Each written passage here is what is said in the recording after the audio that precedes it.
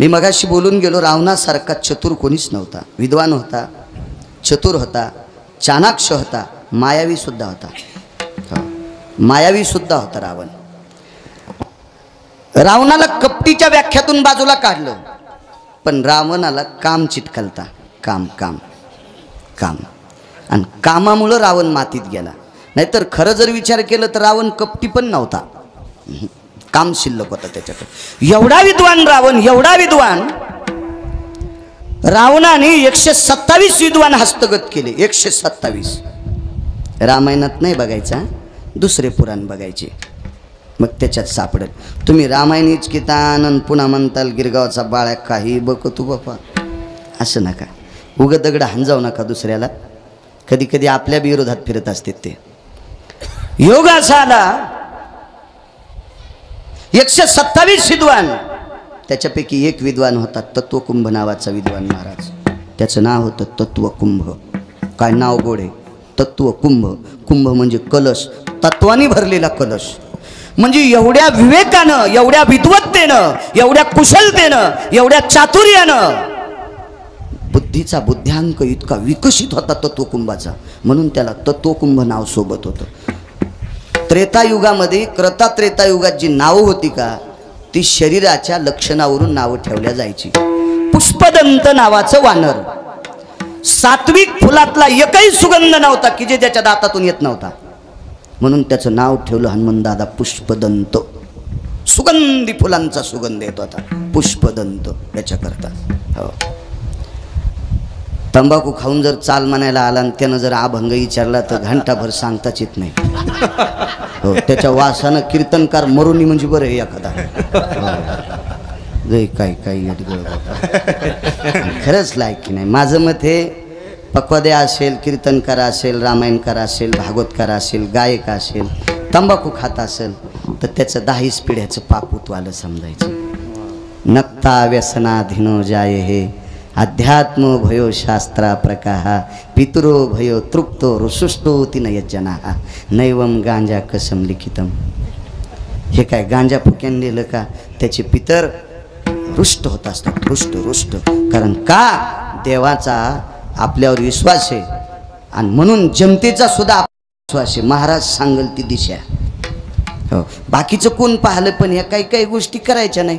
भागवतकार interval मध्ये स्टेजच्या मागं जाऊन बिडी वाढायला. अरे तू जाळी तू का मंडप भागवत्या, माणसं जळते ना नालाय का, तू बिडी वाढल्यावर कसं ऐकायचं तू भागवत. लय काही विचित्र. परवाला एक जण कथाकार आले, ते पोरग म्हणलं त्यानं 2300 रुपयाचं मेकअपचं सामान आणायला लावलं. गळ्यात शपथ, मी सकाळच्या मरण खोटं बोलत असेल तर. हो, ते सांगणारा माणूस मला म्हणला 2300 रुपयाचं मेकअपचं सामान. म्हणलं हे मागच्या जन्मात स्टेजवर नाचणारी बाई असेल आणि मागचे काही त्याचं राहिलं शिल्लक, म्हणून आता भागवत सांगताना पण लिपस्टिक लावूनच चाललाय. वक्ते बाबा सांगायचे, दर्पणो भयस्थिती पुरुषास्ततेवच एकम विद्यात्रियो द्विविधा भय भाषा नैवम दर्पणो अर्चिता. फार काय झालं तर 3 दारशा पुढे जावा पुरुषानं. माणूस जर दिवसात 20 बाऱ्या भिंगा पुढे जात असेल तर समजायचं त्याच्यात बाईचा अंश आहे. विठाला विठाला. नटावं स्त्रीनं नटावं. आपण काय नटायचं, शेविंग केली पाहिजे, वस्त्र चांगले घालायचे, इस्त्री गिस्त्री पांढरे शुभ्र, इतकं 3 बाऱ्या. या या ममुल्या आहेस का तू. विठाला विठाला विठाला.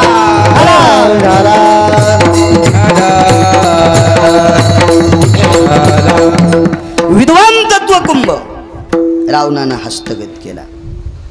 रावणानं त्याच्या हाताने दादा 14 विमानं तयार करून घेतले. 14. आता वरी किती असतील काका, त्याचं काय मेळ नाही. लय मोठ्या कंपनीचे तर मला वाटतं स्पाईजेट, एअर इंडिया असे लय मोठी नावं असतात. आपल्याला काही इंग्रजी येत नाही. बसायचा योग आला तुमच्या पैशामुळं. माणसानं खरं बोललं पाहिजे, आहे का नाही. आपली विमान पुसायची लायकी नव्हती, पण ज्ञानोबराय तुकोबरायच्या नामामुळे एरवी आपल्याला कोण पुसलं असतं. उत्तरेश्वर एरवी तरी पुसे कोण, पावे देवासाठी मान, पावे देवासाठी मान, पावे देवासाठी मान. एरवी तरी पुसे कोण, पावे देवासाठी मान.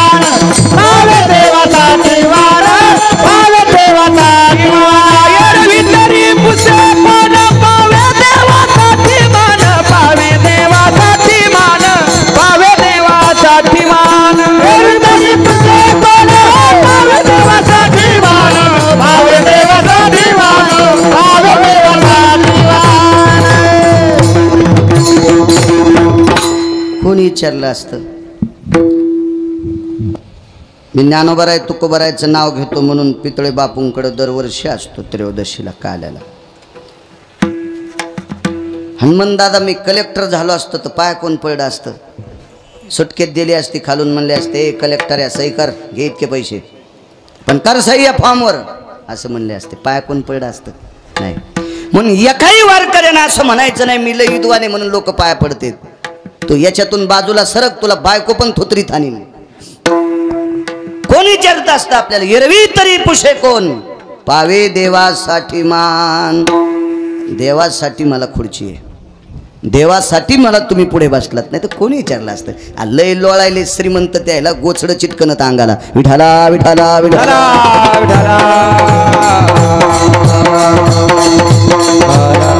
एवढा हुशार तत्वकुंभ 14 विमानं केले.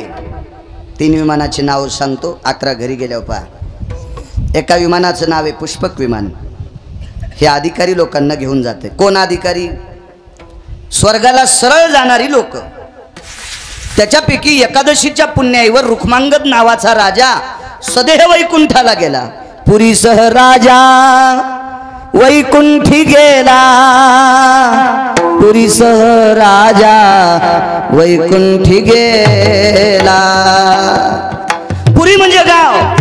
रुक्मांगद धर्मांगद हे दोघं बापलेक. हरिदिनी पुण्य भयो जगदाम धारयन्ति मोजसा अधिष्ठितं पत्यायाम वैकुंठा स्थापयामी. पुरीस वैकुंठाला पुष्पक नावाच्या विमानात तोगा धैर्य सागरू जाळीला तयाने संसार. रांढेसी माता उच्चारू भिक्षा पात्र धरियले करोनी कामाची कुरवंडी. नामकंठी हृदय पेरे तोगा गोपी चंदन नृपवर मैनावती माता सुंदर. पाचारिले पुष्पक आरुडला तैवो. काय 16,000 बायकाला माय म्हणला. रांढे पाचारिता माता म्हणून सगळ्या बायकाला माय म्हणला. हो. मुक्तचंदाला राज्यावर बसलं त्रिलोचन राजाचा पुत्र. देवासाठी घेऊन जोग अवघा भोग त्याजीला अवघा भोग त्याजीला अवघा भोग त्याजीला. देवासाठी घेऊन जोग अवघा भोग त्याजीला अवघा भोग त्याजीला अवघा भोग देवासाठी घेऊन जोग अवघा भोग त्याजीला अवघा भोग त्याजीला. देवासाठी घेऊन जोग अवघा भोग त्याजीला अवघा भोग त्याजीला.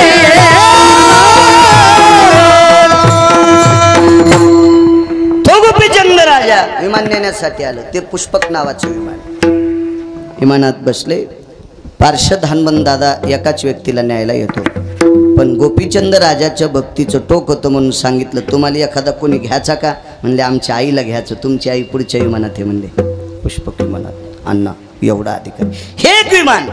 दुसरं कामग नावाचं विमान आहे. येऊन या काळ बैसला शिवसा. उदाहरण क्रमांक 2. कामग नावाच्या विमानामध्ये रावण मारल्याच्या नंतर सीताई साहेबांनी प्रभू रामचंद्र शरयूच्या तीरापर्यंत गेले. अयोध्येत नाही गेलं बरं विमान. मर्यादा आहे प्रभू रामचंद्राला. कारण ज्या केवटाच्या नावेत बसून नॅग्रोंदर वृक्षापासून उठले नावेत बसले शरयूच्या इकडच्या तीराला आले त्या केवटानं सांगितलं वापस आल्यावर माझ्यात नावेत बसून पलीकडे जायचं. 14 वर्ष 27 दिवस काट्या पत्त्या केवटान कोणाला नावात बसूच दिलं नाही. त्र्यंबकराव बसूच दिलं नाही. काय त्याग असेल तरी आमचे सांगतात आता ऐका बरं का काय ते कामक विमान विभीषणानं दिलं बरं का. आणि त्या कामक विमानामध्ये प्रभू रामचंद्र आणि सीताई साहेब बसल्या. आणि ते काय विमान सनसन सनसन करीत अयोध्येत गेलं बरं का. वाचून सांग जाय रे माणसं मरते. तिरात भयत दियती अजर्वासो भयंजान भय जायन्ते. शरयू तटा भयास्थितायं कामग भययनि अरुणाया. कामग भययनि अरुणाया. कामग भययनि अरुणाया. शरयूच्या तीरावर ते विमान आरूढ झालं. या विमानाचं नाव कामग. आणि तिसरं विमान, त्या विमानाचं नाव होतं प्रभदत्त नावाचं विमान. 11 घरी गेल्यावर पहा खपक्या मोबाईल आहेत तुम्हाला. त्या मोबाईलवर असं इचकिलं पुराण की ते तुम्हाला दाखवतं ते विमान. दुसरं चीज कायले तुम्ही पण ते कसं दिसल आहे का नाही. चांगलं इचकायचं. लय काळ गोड आलाय. एकाही भजनी मंडळीला महाराजाला अभंग विचारायचं काम पडत नाही दादा. बटन दाबल्या बरोबर सगळी गाथे संतांचे त्या मोबाईलमध्ये लोड आहे. मयात नाही तर म्हणा माझ्या याच्यात हे 10-5 आपले बस झाले आपल्या कामापुरते. आणि मला काही चाल म्हणायची नाही ना बुवा, आहे का नाही रविवार. त्याच्यामुळं आपल्याला काय, आपल्याला जे पाठ आहे तो घ्यायचा का. तिथून तशी सूचना येत नाही ना हेच घे म्हणून. हो तशी सूचना आल्या म्हणून तुझ्या म्हाताऱ्यालाच कीर्तन करायला लाव, मी ऐकायला येतो. विठाला विठाला विठाला.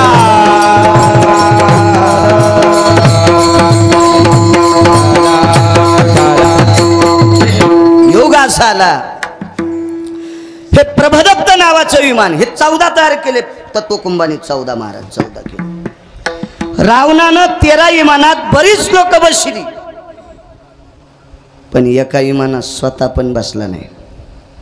6व्या क्रमांकाचा संन्यासी आमलेकर नारदाने विचारलं, लंकेश हे विमान इतकं झाकून ठुलस, याच्यात तुम्ही कधी बसले का नाही. म्हणले याच्यात लक्ष्मी बसवायची. काय म्हणले येड्यावानी करायला रावणा तू. आवाजाव बोलला ते. अरे तुला कसं बोलून, ते लय मोठा माणूस होता ना. काय म्हणले रावणा 80,000 बायका आहेत कशाला लक्ष्मी बसवायची. नाही म्हणले समुद्र मंथनातून निघली तहापासून डोळ्यात अशी कचकच करायची म्हणली ती. हो तिला एकदा ह्या विमानात बसवायचं. नको म्हणले. तुमच्या लोकांना शहाणपणा केला तर ते दारू पिऊन पालथे पडले राक्षस. रावणाच्याच कुळातले होते ना ते. आणि कशाला तुम्ही विचार करता तिचा. नाही म्हणे इच्छाच आहे तिचेच पाय या विमानाला लावायचे, अन्यथा कोणी बसू द्यायचं नाही. आणि योग आला दादा. अशोक वाटिकेत 6 महिने 27 दिवस सीताई साहेब होत्या. तत्वकुंभ किती मोठा व्यक्ती होता तुम्हाला पुढे कळलं. तरी पण त्याला काळानं सोडणं याच्यावर सांगतोय. विमान आणलं राक्षसनीनं सांगितलं चल बस मधात. तिनं सांगितलं तुम्हाला डोकं आहे का ग. मी ज्याच्या नावानं कुंकू लावते त्याचं नाव घेते, राम राम म्हणते. ही जागा इतकी राममय झालेली आहे. जेथ सीतेची वस्तू घडे, राम राम स्मरती झाडे. तिथले खडे गवत काड्या कुड्या हे सगळं राम राम म्हणत होतं. इतकी माझ्या मालकावर श्रद्धा आहे. काय सांगता तुम्ही त्याच्याकडे चल म्हणून. त्या राक्षसनीनं सांगितलं राम जिवंत आहे. ती कशी येईल मालक. लय हुशार रावण्या. रावण्यानं 3 माणसं बलिले. त्याची भावकी तुमच्या गावात आहे का. हा नाही तो उग मही गाडी फोडायची पुन्हा त्याला रावणे म्हणल्यावर मग काय ताण. 3 माणसं बोलिले. एकामध्ये मानवी पुतळ्याचा शिल्पकार होता. हुबेहूब रामाचा चेहरा तयार केला, पण रावणाच्या मनात बसून. दुसरा होता त्यानं ते पुतळा चेहरा तयार करत असताना त्या डोक्यात नारळ घातलं. नारळ आपण फोडतो का नारळ. तुम्ही बघा कोणतंही नारळाची सगळी शेंडी काढा, 2 टिपके गवस देतात डोळ्याचे. 2 टिपके. हे क्रतात्रेता युगाच्या अगोदर नव्हते. एक पुराणातले 2 श्लोक सांगतात आणि वैकुंठवासी माधव महाराज मगर सांगतात. हो भंगाऱ्या भुंगाऱ्याने सांगितलेलं ऐकलं नाही पाहिजे. अधिकारी माणसाची साक्ष असते. हो कीर्तन शक्यतो पाहुणी ग्रंथ करावे कीर्तन, मग भीती वाटत नसते. ज्याच्या खिशात 1-2 लाख रुपये आहेत का, ए दिरे 20 किलो गुळ आणि 150 घेऊन गेला म्हणला 15 किलो गुळ द्या, ते हानींना तोंड आहे का नाही. कसं शक्य. ही पुराणातली बादशाह लोक होती ती. माधव महाराज मगर म्हणजे पुराणातलं एवढं मोठं सखोल रत्न होते. मला असं वाटतंय असं जन्माला येणे आता शिल्लक आहे. विठाला विठाला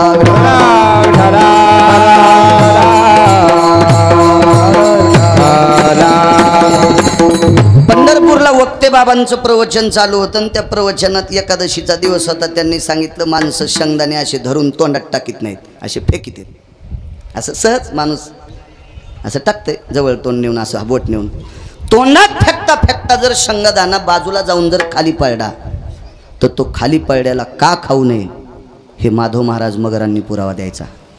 काय ताकद असेल, काय काय विद्वत्ता असेल दादाई, काय व्याप्ती असेल लोकांच्या अभ्यासाची. हो, नारळ घातलं त्या डोक्यात त्याच्यात आणि सोन्याच्या ताटात डोकं टेकलं रामप्रभूचं, कृत्रिम, खरं नाही, खोटं डोकं, आणि रक्त असं खळाखळा वाहलंय. तयार करणाऱ्याची ताकद कशी असेल, खळखळ रक्त वाहले. आणि सीतेनं रामप्रभूला पाहिल्याबरोबर हंबरडा फोडला, बाई माझ्या कपाळाचे मालक. पण जे नारळ होतं का, ही सृष्टी त्यानं निर्माण केलेली पंढरपुरातल्यानं. म्हणून त्या नारळानं पंढरपुरातल्या मालकाचा, प्रभू रामचंद्राचा सन्मान असा केला. त्या नारळाला ह्या जिथं डोळे तयार केले ते का डोळे त्या चेहऱ्याला, त्या जागेवर 2 डोळे तयार झाले आतून नारळाला, आणि एका डोळ्यातून 2 थेंब पाणी आलं. सीतेच्या लक्षात आलं रामाचं डोकं नाही. कशाहून कळालं माहिती आहे? क्षत्रिय मरताना रडत नसतो आणि मरताना जो रडतो तो क्षत्रिय नसतो. आणि 2च थेंब गालावर आले. हे नारळाचे उपकार आहेत बरं का सीतेवर, नारळाचे.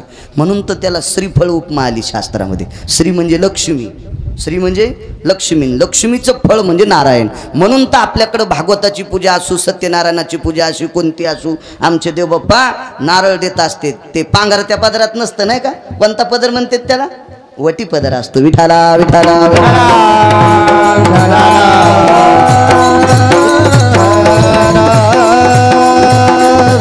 म्हणून त्याला श्रीफळ नाव पडलं. श्रीफळ, अजून 2 कारण आहेत श्रीफळ नाव का, पण कशाला सगळ्या गोळ्या एकट्या घेतल्यावर रिॲक्शन येत असते. म्हणून शहाण्या डॉक्टरने एकच गोळी दिली पाहिजे. घाम गेली तर ऊन आहे, पुन्हा घाम याचा. असो, योग असा आला. डोकं पाहिल्याबरोबर राक्षसने सांगितलं आता तुला बसायला काय हरकत नाही. नाही म्हणे, शंका आहे माझी. अगं काय शंका घेती, हुबेहूब रक्त पडायला लागले. असा माणूसच कोणी नाही, तो राम आहे. ठीक आहे, राक्षसनीनं सीतेला उचललं आणि त्या इमानात टाकलं. आईसाहेब बसत नव्हत्या. इतक्या राक्षसनीनं कवटाळलं तरी सुटू लागल्या, तरी पकडलं, पुन्हा सुटल्या, तरी धरलं, पुन्हा सुटल्या. शेवटी राक्षसनीची ताकद मोठी झाली आणि इतक्या हव्यासानं सीतेला उचलीत असताना त्रिजटा रडू लागली, आक्रोश करू लागली. काय नालायक हे माझा काका, म्हणजे तिचा चुलता, हलकट हे माझा चुलता, ह्याला अक्कल नाही. 80,000 बायका असताना कशाला बाईवर बाहुबळ करायचं. रडू लागली आणि विमानात सीता बसली की खत खत खत खत खत खत त्रिजटा हसली. ही त्रिजटा खुर्चीसाठी भजन करणाऱ्या भजनेची पोरगी होती. आपण बी त्याची आदित येत, आपण बी पाकिटासाठीच करतो ना. आपण कुठं लगेच त्याचे चुलतेच येत, आपण बी आपण त्याच्यासाठीच करतो ना. 2 लोकांना बिभीषणाला महाराज म्हणलेत नाही. तुकोबाराय म्हणले देवा तुला मग जे करायचं ते कर, पण मी बिभीषणाला महाराज म्हणणार करीसी ते देवा करी माझे सुखे, करीसी ते देवा करी माझे सुखे, परमित्याची मुखे नमने संत, परमित्याची मुखे नमने संत, परमित्याची मुखे नमने संत,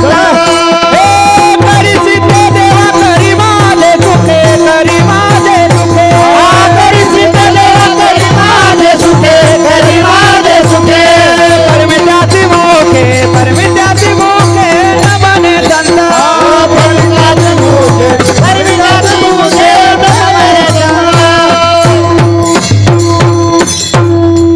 जुन्या बाईनं घातलेलं लोणचं 3ऱ्या वर्षी पाण्यात बुडून फोड चोखा ते गोडच लागतं लोणचं. तशा जुन्या म्हाताऱ्या कालच्या टिकलेवालीन लोणचं घातलं की 9व्या दिवशीच वरून फेदरी लोणचं ग कस्तुरे काय तू लोणचं घाली ते असं वय झालं तरी आवाजात गोडवा. ही तर मोठी लोक आहेत त्याचा विषय नाही. तारुण्य दशेतली लोक आहेत ती.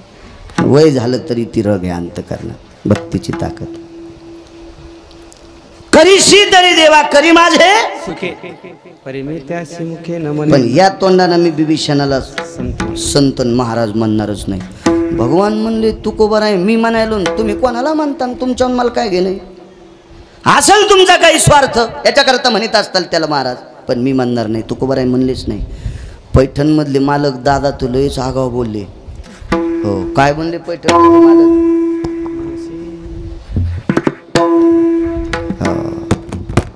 खाली येऊन बोलले पैठणमधले मालक बिभीषणाला खाली येऊन मनशी बिभीषण शहाणा परी तो महामूर्ख जाना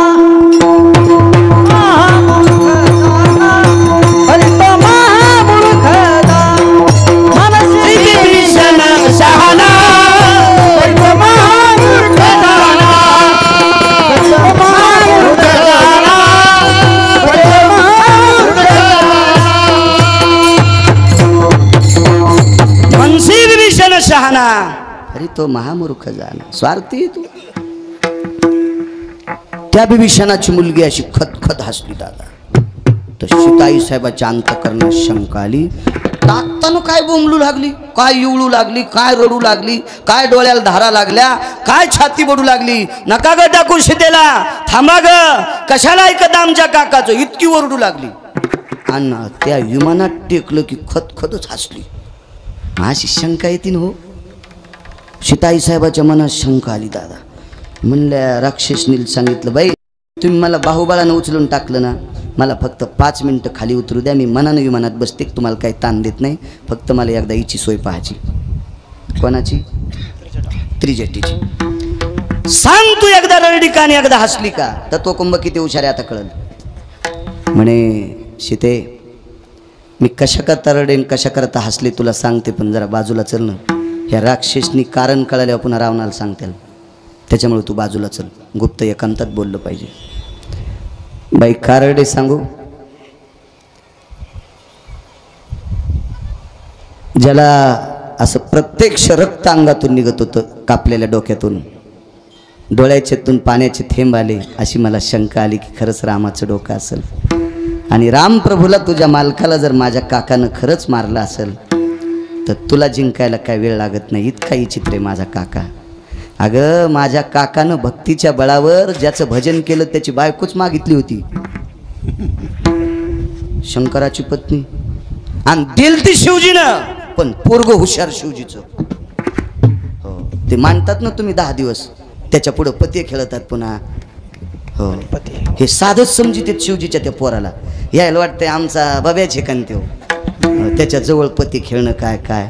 अरे त्यानं रावणाच्या मुसक्या आवडल्या तर तू झोपीत कष्ट पेटीन ते जरा हिशोबात राहत जा. लोकांना पैसे द्यायचे आणि त्या पैशाच्या बळावर गणपती पुढं पती खेळतात झोपीत भिताड पडन अंगावर याचा अर्थ अख्खं जीवन मातीत जाईल. सामान्य गणपती आणि त्या गणपती बाप्पानं आईला सोडिलं. फार हुशार होते फार हुशार तात्विक. मग एवढा माझा काका विचित्र आहे. सीते तुला हस्तगत करूच शकत नाही कोणी. कशाला बोलती बाई. अगं जगाला निर्माण करारा हाडा मासाचा कुंभार कुलाल हाडाचा बाप झाडाचा अखंड मडके घडी तो रे. हे 3.5 हाताचे गाडगे तयार करायचा कुंभार सत्य लोकाचा मालक विधाता भक्तीच्या बळावर माझ्या काकानं देवधवाला ठुला. देवपूजा करायला होतो ब्रह्मदेव. चतुराननो भय प्रातार विनियोग यत् प्रातोर षोडशोपचारे विनियोगेन पंचोपचारे सप्तसागरं हवानांज प्रियतान्नमः पंचगंगा हवानांज प्रियतान्नमः रत्नोदकभयस्थितो चन्दनंज महत्पुण्यं पवित्र पापनाशनाक्षदंज महत्पुण्यं पवित्र पापनाशना. हे मंत्र म्हणण्यासाठी ब्रह्मदेव ठुलाय माझ्या काकानं. हे जगाला प्रकाश देणारा दिनपती दिवे लावायला आहे. जगाला प्रकाश देणारा निशापती त्याचं कूलर आहे कूलर. विंझणे वारीत शे निशापती. निशापती म्हणजे चंद्र, कुलार इंधन म्हणजे वारं घालित. इतका माझा काकार गेले, तुला हस्तगत करायला काय लागतंय म्हणून रडत होते ग. बरं ठीक आहे, जाऊ दे, तुझं माझ्यावर प्रेमी. रडत होती, हसली का? मला काही क्षणात कळालं राम जिवंत आहेत. पागलीस का ग तू? तुला अक्कल आहे? मला टाकत असताना लढती आणि मी विमानात बसल्याबरोबर तुला कळते माझे राम जिवंत आहेत. कोण सांगितलं तुला?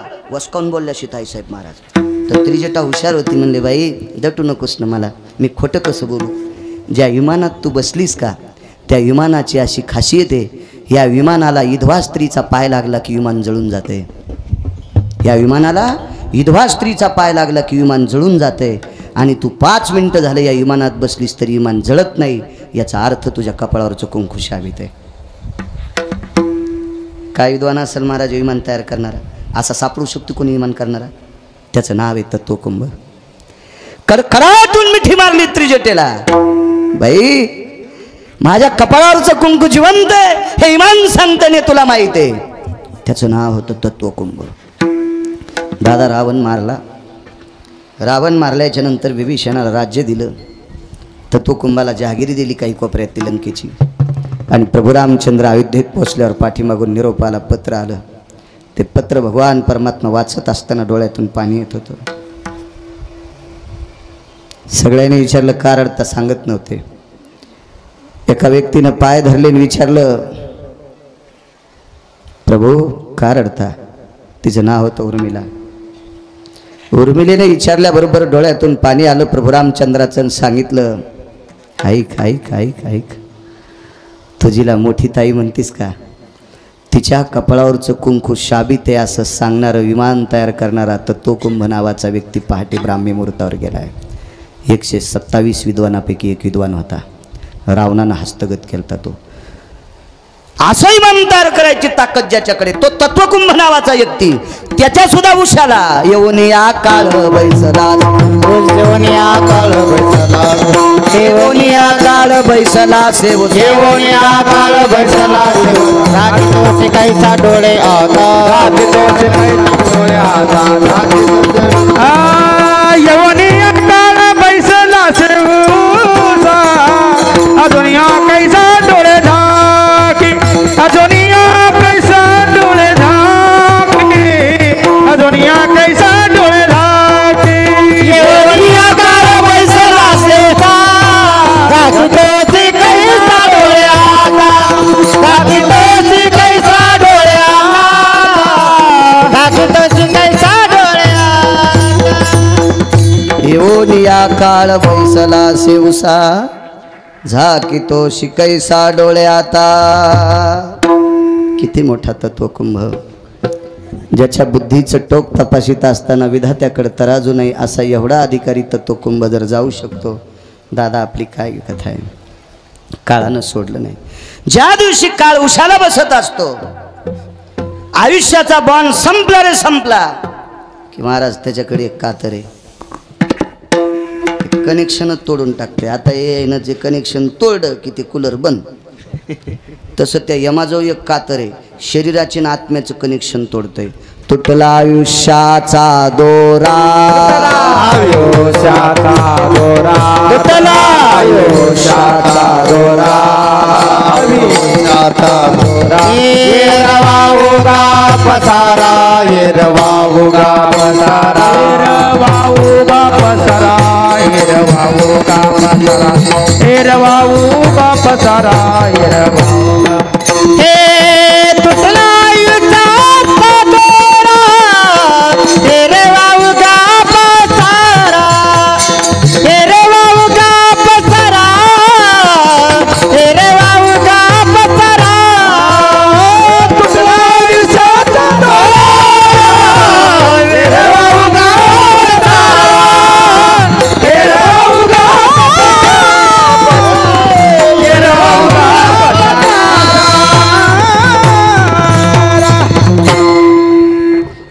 आयुष्याची माळ तुटली की सगळा पसारा होत असतो. आत्मा शरीराच्या बाजूला गेला, याला प्रेत म्हणत असतात. आणि प्रेतात रूपांतर झालं की ज्याला त्याला घरी ठेवत नाहीत, त्याची जागा कुठे आहे? झाला प्रेत रूप शरीराचा बाबा लक्ष्याला ठाव मशानीचा क्या बात आहे? लक्ष्याला ठाव मशानीचा झाला प्रेत रूप शरीराचा बाबा लक्ष्याला ठाव मशानीचा लक्ष्याला ठाव मशानीचा झाला प्रेतरूप शरीराचा भाव प्रेतात रूपांतर झालं की त्याला मळ्यात नेऊन पेटून देत असतात. हो. चांगल्या चांगल्याला पेटवावं लागलं.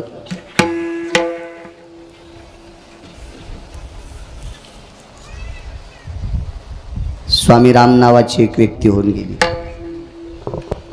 राम शास्त्री नावाची व्यक्ती वेगळी, पेशव्यांच्या काळातली व्यक्ती होती. स्वामी राम नावाची व्यक्ती ही स्वातंत्र्याच्या अगोदर 10-12 वर्षाच्या काळातली व्यक्ती, फार अधिकारी व्यक्ती.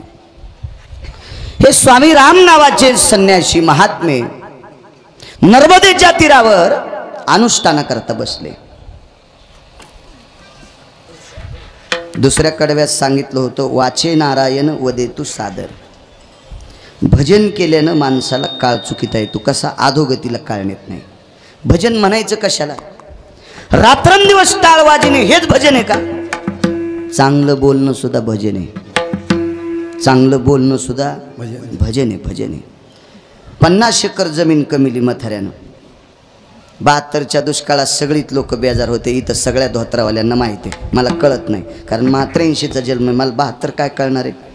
पण तुम्हाला 72चा दुष्काळ माहिती आहे, थोडाफार जुन्या म्हाताऱ्या लोकांना माहिती आहे. मिलू खाल्ले, बरबडे खाल्ले, टाकून आंबाड्या भाजून खाल्ल्या. 72च्या दुष्काळात एका बाईला एक पोरगीन पोरग झालं. मी कीर्तनाला गेलतो त्यांच्याकडे. मोठं घर आता त्यानं रावणाला ओव्हरटेक केलंय, पण मागची परिस्थिती सांगितली. तिचा मुलगा नायब तहसीलदार आहे, ते रिटायर होत आले आता. तर मी म्हणलं, बाई पहिली परिस्थिती कशी होती? 72च्या दुष्काळात हे पोरग झालं म्हणे, पोरगी जुळे झाले. पद द्यायला काहीच नाही, बाळंतीन झालं. पद देतेत ना, गावरान तुपाचा शिरा हे ते सगळं. आता हो, पतीला काय होतं? फांदाची भाजी शिजली महाराज मीठ टाकून, करा करा करा पिळली, आणि 2 भाजीचे गोळे खाल्ले म्हणे मी बाजावर बसून, आणि त्या भाजीपासून दूध ह्या पोराला पाजलं, आणि ते नायब तहसीलदार झालं. काय परिस्थिती असेल त्या काळात? 50 एकर जमीन कमिली आणि पोरग बापाला सांभाळीनं. कणाल भजन म्हणायचं माहिती आहे? ते पोरग तुमच्यासारख्याच ऐकत होतं. तुम्ही जाऊन त्याला सांगितलं, बाळा अरे 72च्या दुष्काळात काय फजिती काढील तुझ्या बापानं, काय लागतंय 2 टायमाला 2 भाकरी, त्याला सांभाळ बरं. तुमच्यासारख्याच ऐकून त्या पोरानं बापाला सांभाळलं. दादा, हजारो पंढरपूरच्या वाऱ्या केल्याचं पुण्य तुम्हाला प्राप्त होते. याचं नाव भजन आहे. हो, चांगलं काम करणं भजन आहे. हो, मला वाटतंय चांगलं काम करताना बंद करून जर भजन केलं तर पंढरपुरातल्या मालकाला आवडत नाही. आवडत नाही, आवडत नाही, आवडत नाही. पांडे नावाचा राजा जनतेची सेवा न करता जप करायला बसला. ते हत्तीच्या जन्माला गेलं. बघा गजेंद्र व्याख्यान श्रीमद भागवतातलं, त्याचा मागचा जन्म हीच का? त्या गजेंद्राचा कोण होता माठीमागे? तो पांडे नावाचा राजा होता. प्रजेची सोय न करता ते जंगलात माळ घेऊन गेलं, म्हणून अगस्तीनं शाप दिला, बेट्या तू जनावराच्या लायकीचा आहेस, तू हत्तीच्या जन्माला पावशील. रामशास्त्री नावाची व्यक्ती बोलून गेलो मगाशी. पेशव्यांचे न्यायाधीश होते दादा, ते पेशव्यांचे न्यायाधीश होते. आणि काही काही निकालावर पेशव्यांच्या सह्या घ्यायच्या होत्या, शिक्के राजाची मुद्रा घ्यायची होती. आणि मग रामशास्त्री न्यायाधीश होते. रात्री न्यायाधीश होते आमच्या कीर्तनाला. ज्ञानेश्वर बरगांडे म्हणून, हो, न्यायाधीश होते. रात्रीचाच प्रसंग होता तो. रामशास्त्री गेले तर म्हणले, अरे तुम्ही कधी आले? म्हणले 2 तासापूर्वी येऊन बसले. मंत्री, महामंत्री, सुमंत्री, राजाच्या खालचे लोक 2 तासापासून. अरे म्हणले 2 तास तुम्ही बसले तरी राजा तुम्हाला भेटत नाही, काय काम आहे? नाही म्हणले ते पूजा करायलेत. बरं, 1 तास वाट पाहिली आणि शिपायाला सांगितलं 2 कपड्याची जोड घेऊन ये. आणलं त्यानं गथुडच. 1.5 तासाच्या नंतर बाहेर आले राजे. अरे काय कधी आले? म्हणले हे यायला 2.5 तास झाले, 2.5-3 तास, मलाही 1.5 तास झाले. बरं बरं, याच्यात काय आणलं? तुम्ही सोडा म्हणले. सोड्याच्या नंतर 2 भगव्या लुंग्या, 2 भगवे फेटे आणि 2 भगवे उपरणे. म्हणले हे 2 माणसाचा संन्याशाचा पोशाख कोणाला? एक तुम्हाला आणि एक मला. या देशाचा प्रांताचा राजा जर प्रजेचे कामं सोडून देवधूत असेल तर त्यानं संन्यास घ्यावा. आणि माझ्यासारख्या न्यायाधीशाला जर तुमच्यासारख्या राजाची वाट पाहावी लागती त्याच्यापेक्षा मी संन्यास घ्यावा. कामासारखा परमार्थ दुसरा कुठलाच नाही. काम म्हणजे वासना नाही. ज्याच्या वाट्याला जे काम आलंय ते काम भजन आहे. डॉक्टर जर पेशंट रात्री 2 वाजता तपासित असेल आणि त्या पेशंटचं पोट दुखत असेल किंवा एखादी डिलिव्हरी आली असेल, त्या मुलीला जर मुक्त केला असेल, बाळाचा जन्म झाला, तिला दुःखातून मुक्त केलं, सुखरूप घरी पाठिलं, तर हजारो यज्ञ केल्याचं पुण्य त्या डॉक्टरला भेटते. त्याचंही भजनच आहे, भजनच आहे, भजनच आहे. हो, उलट काम करून भजन करायचं. कामामध्ये काम, काही म्हणा राम राम, ही ताकद आहे त्याच्यामध्ये. बऱ्याच लोकांना वाटतं मी भजन करतो म्हणजे मोठा, आणि जाताना हरभरं दुसऱ्याच उपटायला आणि कुंटाला ना दुसऱ्याचं इचकायला. काय तू भजन करण्यात अर्थ आहे जर दुसऱ्याची इचकीत असतील तर. विठाला विठाला विठाला.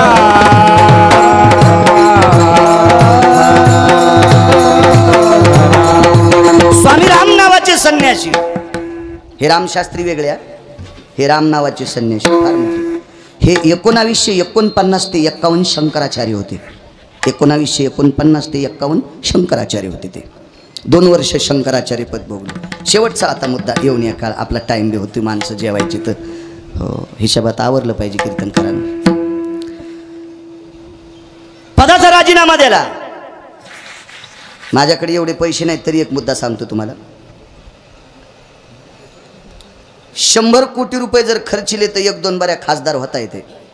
अक्कल नसली तरी होता येते, पण पैसे तितके पाहिजे. पण 1000 कोटी रुपये जरी जवळ असले तरी शंकराचार्य होता येत नाही. कसं होता येईल महाराज? कसं ते पैशाने विकत भेटणारं पद नाही ना. हा, गाढवायचे मत पैशाने विकत भेटतील, नालायकायचे मत पैशाने विकत भेटतील, पण शंकराचार्य पैशाने होता येत असतं का? ज्यानं जीवनभर व्याभिचार केला त्याला उत्तरेश्वर वारकरी कसं होता येईल? एक मुद्दा सांगू का सोपा? बाल ब्रह्मचारी त्यालाच होता येते ज्यानं जीवनात लग्नच केलं नाही त्याला. संन्याशी लग्न करणाऱ्याला पण होता येते, संसार त्यागायचा मग तो नुसता संन्यासी. पण बाल ब्रह्मचारी नाहीत म्हणतात त्याला, ज्याला जीवनात कामाचा संग नाही त्याला. तो त्या यादीत शंकराचार्यांच्या, तो अधिकार लागेल ना दादा. आणि त्या शंकराचार्य पदाचा राजीनामा. आता कोणती बी पद, अनुष्ठानाला बसायचं स्वामी रामांना. सगळ्या करवीर पीठाचे शंकराचार्य होते. अनुष्ठानाला बसायचं म्हणजे गुरुजींना विचारलं, मोठमोठे साधू आले, फार मोठे साधू होते. स्वातंत्र्याच्या नंतर 4 ते 4.5 महिन्यानं हिमालयात एका साधूला एक श्रीमंत भेटायला गेला. तो गुत्तेदार होता, कॉन्ट्रॅक्टदार म्हणतात ना आताच्या भाषेमध्ये, मोठा होता कॉन्ट्रॅक्टर, त्या काळातला मोठा. तर हिमालयाच्या पायथ्याला तपश्चर्या करायला बसलेल्या साधूला भेटायला तशा सस्त्याला 2 कोटी रुपये घेऊन गेलो. दिले त्या महात्म्याला 2 कोटी. त्या महात्म्यानं ते पैसे घेतले ना असे खाली आथरले, त्याच्यावर मांडी घालून बसलो. ते महाराज मांडी घालून बसल्यावर पुन्हा मांडीला 1-2 काड्या टोचल्या, दिले पैसे ढकलून. क्या लाया रे बोले तूने, इसका तो बिस्तर भी नहीं होता. सब चुप रे बोले खड़े. याली हिंदी जरा जरा मला. सब चुप रे बोले, काय कुला आहे बोले तुम्ही. स्वामीजी 2 कोटी रुपये आहेत. मग एक काम कर बोले, 1 किलो, बोलू का मैं हिंदीत, अभी तू पटपट जा आणि 1 किलो सफरचंद बोले जल्दी घेऊन ये. ते म्हणला महाराज इथून चलत जायला 4 दिवस लागते, तर वापस यायला 4 दिवस, 8 दिवस लागते सफरचंद आणायला, आणि कसा जाऊ. महाराज म्हणले 2 कोटी रुपये मला दिलेस, आथरून केलं तर नरम लागणं, धुनीत टाकले तर शेक लागणं, आणि फळं आणायचे तर आणता येणं. मग माझ्या कामाचे काय ते फळं, काय कामाचे पैसे? याला म्हणायचं विरक्त माणूस. हो, कशाला विरक्त? कसं? दुसऱ्याचा लाईट शार्ट झालेला 1 जणांनी फेकून द्याला बाहेर, शार्ट झालेला लाईट, यानं पुढचं काच फोडलं आणि मागचं ते असतं ना ॲल्युमिनियमचं खिशात टाकून घरी नेलं. मी म्हणलं कशाला ते? म्हणलं याच्यावर पोरायला गारी गारी येते. आणि ह्यो संन्यासी ह्यो महाराज झाल्यावर काय कामाचा आहे का नाही? एका दिवसात भारती किन्न ह्यो कोणाच्या हावली करीन ना ते.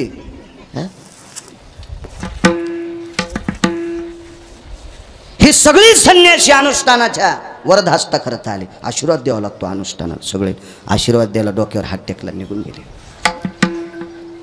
काय माणसं नर्मदेच्या स्नानाला कोणी प्रदक्षिणाला येऊ लागले लोक. कोणी फुल टाक, कोणी तांदूळ टाक, कोणी अक्षत गंध लाव आणि कोणी रुपया 8 आणे 4 आणे टाक असे टाकू लागले. याच्यात काय भेटतं? त्याला उठता येतं का? त्या महात्म्याला बाजारात जाता येतं का? मग काय कामात? पण फळ कोणी टाकीत न. एखादं सफरचंद टाकीनं, टाकीनं, काहीच टाकीनं, कोणी काही देईन. 3 दिवस अनुष्ठान झालं. शरीर कृश झालं दादा. सकाळी आंघोळीला गेले आणि नर्मदेला प्रणाम केला. माय अनुष्ठान सफल होईल का? तितकंच म्हणले. दुपारच्या आंघोळीला गेले. माय अनुष्ठान सफल होईल का? तर दुपारच्या वेळेला मला सुवर्णाचा रत्नजडीत हात नर्मदेच्या पात्रातून हात वरी आला. हात वरी आला. त्या हातावर एक सोन्याचं पात्र होतं. दुट्यांना पात्र होतं सोन्याचं. आणि त्या सोन्याच्या पात्रामध्ये गावरान गाईच्या दुधाची गावरान तुपातली खीर होती. ले लो बोले आपका अनुष्ठान सफल हो जाता है. जलदेवतेच्या रूपात नर्मदा माय बोलली. रोज दुपारी खिरीचं पात्र यायचं हनुमान दादा. रोज दुपारी. अनुष्ठान संपलं. गुरुजी भेटी करता आले. कोणी व्यवस्था केली? नर्मदा माईने केली. म्हणले अरे पात्र अक्षय देऊन टाक. अनुष्ठानापुरतं तुझ्या करता होतं म्हणले. स्नान केलं आणि ते सोन्याचं पात्र नर्मदेच्या पाण्यात पालतं घातलं. पात्र निघून गेलं. दृष्टांत संपला. या बा घरी काम नाही केलं टायमाला तर बायको भाकर देत नाही पप्याची माय. तर नर्मदा खिरीचं पात्र देते सामान्य गोष्ट आहे महाराज. नर्मदा खिरीचं पात्र ज्या साधूला देत होती स्वामी रामांना, त्या स्वामी रामांसारख्या सुद्धा उशाला येऊन या काळ बैसला सेवका. येऊन या काळ बैसला सेवका. येऊन या काळ बैसला सेवका. येऊन या काळ बैसला सेवका. दाखवतो शिकायचा डोळ्यात दाखवतो. येऊन या काळ बैसला सेवका. येऊन या काळ बैसला. हा येऊन या काळ बैसला सेवका. हेवनिया काळ बैसला सेवका. आखी डोळे निघूचे तेने आखी डोळे निघूचे डोळे आता वाचे नारायण वद तुझा वाचे नारायण वद तुझा राखी तसे खायचा डोळे आता वाचे नारायण वद तुझा.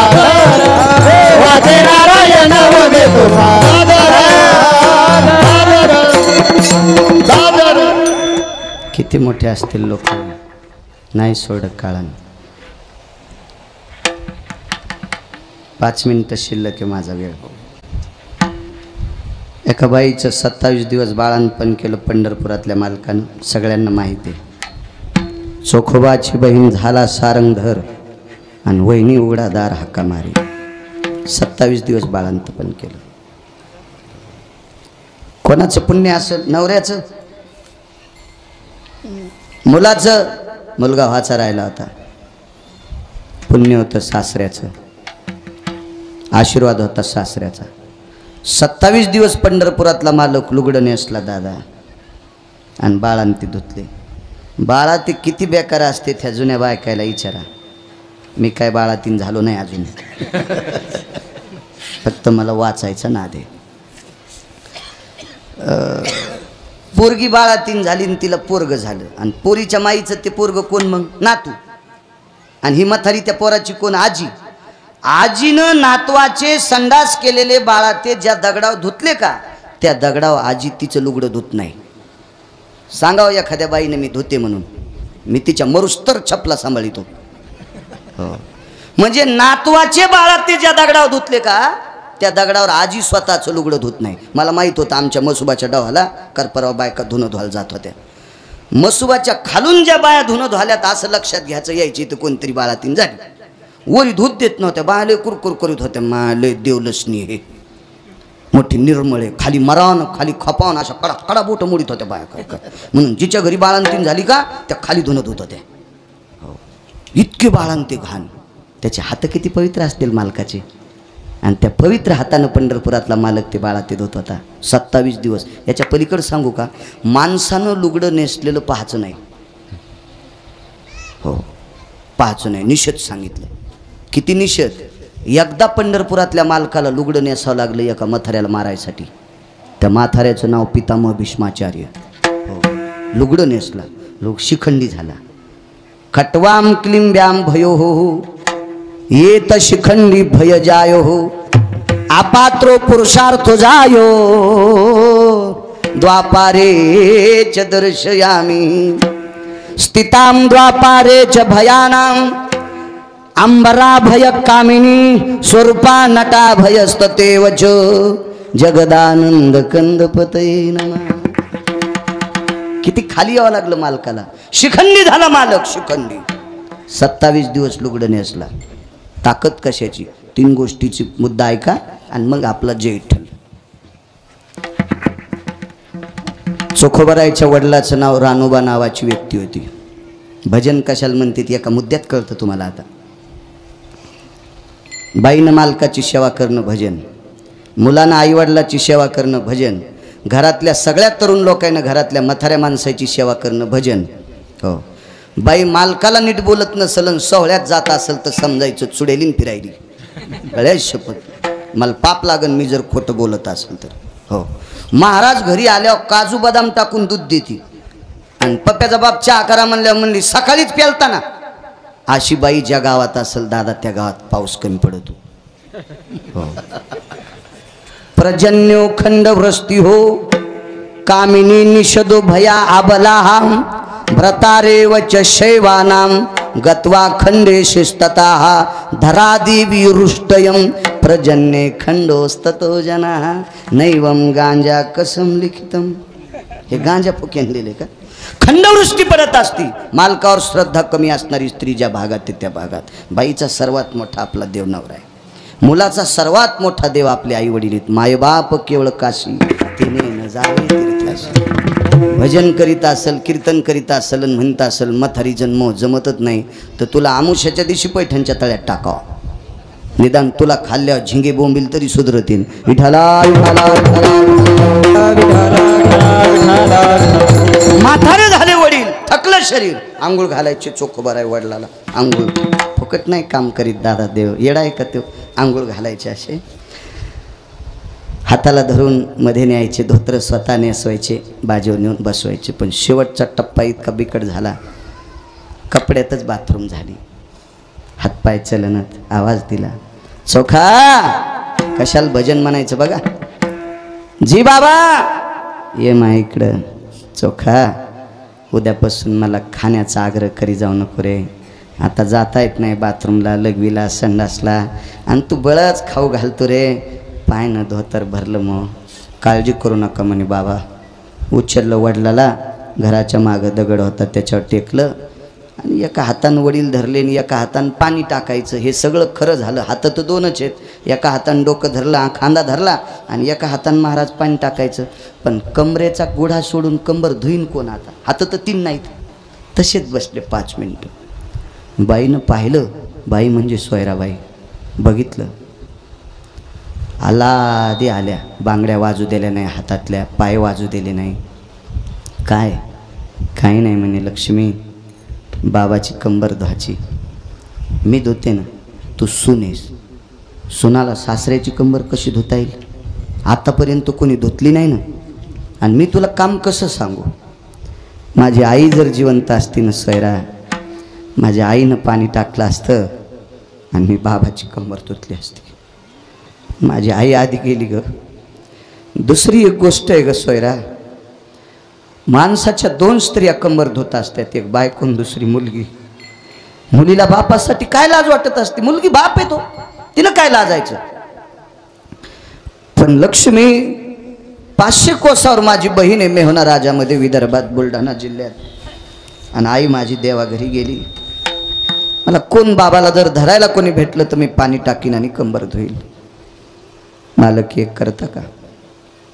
जसे तुमचे बाबा आहेत तसे तुमच्या बाबाला मी एरवी सासरा समजिते, तुमच्या नावानं कुंकू लावते म्हणून पण आजच्या पुरतं तुमच्या भावाला मी बाप समजिते आणि बाप समजून सासऱ्याची कंबर धुते. सोयरा तू पाणी टाक, मी कंबर धुतो. नाही, तुम्ही एका हाताने मामांजीला धरायचं, एका हाताने पाणी टाकायचं आणि मी कंबर धुते मामांजीची. अण्णा धोत्राचा गुढा सोडा आणि सुनबाईनं दादा कंबर धुतली. दुसरं धोत्र गुंडाळलं, बाजार नेऊन टेकलं. काय म्हणलं नाही म्हातारं त्या दिवशी. दुसऱ्या दिवशी आवाज दिला, चोखा जी माई कंबर कोण धुतली रे? बाबा मीच धुतली.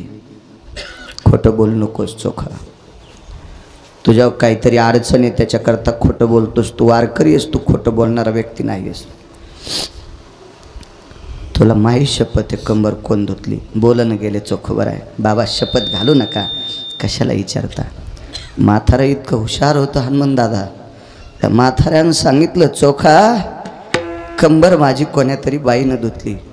बाबा तुम्हाला कसं कळालं? कंबर धुताना बांगड्याचा आवाज आला. इतकं हुशार म्हातारं, बांगड्याचा आवाज. आणि बाळा बांगड्याच्या हातात दोनच माझ्या कमरात लागू शकते. एक मी जिच्या सोबत लग्न केलंय तिथं गेली देवादारी, पण दुसरी माझी मुलगी लांब आहे रे, कोण धुतली? आणि मग चोखोबराच्या तोंडातून वाक्य पडलं, तुमच्या सुनबाईनं कंबर धुतली. ठीक आहे, मला उठून बसितोस? पाठीला हात लावला वडिलाला आणि उठून बसिलं. चोखोबाऱ्यांना आवाज द्याला, सुनबाई जी मामांजी या इकडं. आहोजाऊ बोलत होते पूर्वीच्या काळातले म्हातारे सुनायला, आहोजाऊ बोलायचे. काळ गोड होता तो. बाजावरचे पाय स्वतःचे आखडे चोखोबराच्या हाताने उठून बसलं मुलाला. आणि बाजाच्या पाय त्याला सुनाला बसशील. सुनाला हात दाखवती बाई. महाराज दोन्ही हात सुनाच्या हातात घेतले. बाई तो क्रांती केलीस, तो बदल केलास. बायको शिव कमराला हात लागू शकत नाही परिस्थितीत. मुली शिव कोणी लावू शकत नाही, माणसं कोणी लावतील. पण बाई तो सासऱ्याची कंबर धुतलीस. 2-4 मिनिटं सुनाच्या हातावर उजव्या हातानं असं चोंबाळीत राहिलं म्हातारं. काय हात आहे बाई तो, काय हात आहे? हात खाली सोडून दिला अण्णा आणि वरी पाहिलं. आणि पंढरपुरातल्या मालकाला विनंती केली, 35 वर्ष एकसारखी तू वारी केली, काय मागितलं तुला? उलट जे म्हणणाऱ्या लोकांनी मला तुझ्या दर्शनाला येऊ दिलं नाही. नाही येऊ दे. 35 वर्ष वारी केली, 35 वर्ष श्रीमंत माणसाची आंब्याची ढाल तुला आणून दिली. त्या ढालीमुळे एकदा मला मार खावा लागला. पण लक्षात घे देवा, मी जीवनभर तुला काही मागितलं नाही, आज मागतो. अरे माझी मुलगी 500 कोसावर रे, माझी मंडळी जात राहिली रे देवा. पण या सासऱ्याची कंबर ज्या सुनानं धुतली तिची दखल घे. मी आशीर्वाद देऊन टाकतो, जिनं माझी कंबर धुतली तिच्यावर कधी प्रसंग आला तर तुझ्या पवित्र हातानं तिचं घाण काम कर. सासऱ्यानं आशीर्वाद दिल्याच्या पुण्याईवर 27 दिवस पंढरपुरातला मालक लुगडं नेसला आणि सोयराबाईचं बाळंतपण केलं. याचं नाव आहे भजन. हो, हजारो कीर्तनकाराच्या बरोबरीची बाई होती महाराज ती. किती ताकद बघा. पुढची शंका, देवानं 27 दिवस तिचं घाम काम करावं इतकी ताकद. झालेला मुलगा जन्माला आल्याबरोबर भजन करीत होता. उपजताची कर्म मेळा वाचे विठ्ठल सावळा. ही चोखोबराच्या मुलात ताकद, ही पत्नीत ताकद. आणि चोखोबराच्या आस्ती विठ्ठल म्हणायच्या. नामदेव आस्ती आणल्या पारखोनी, घेत पितांबरे चक्रपाणी. पितांबरात घेतल्या समाधी दिली. या चोखोबराच्या भजनानं स्वर्गातला अमृत शुद्ध झालं. अधिकार चोखोबरायचा मोठा, अधिकार रानोबाचा मोठा, अधिकार सोयराबाईचा मोठा, अधिकार कर्ममेळ्याचा मोठा. तरी पण या चौघांपैकी एकही शिल्लक राहिला नाही. येऊन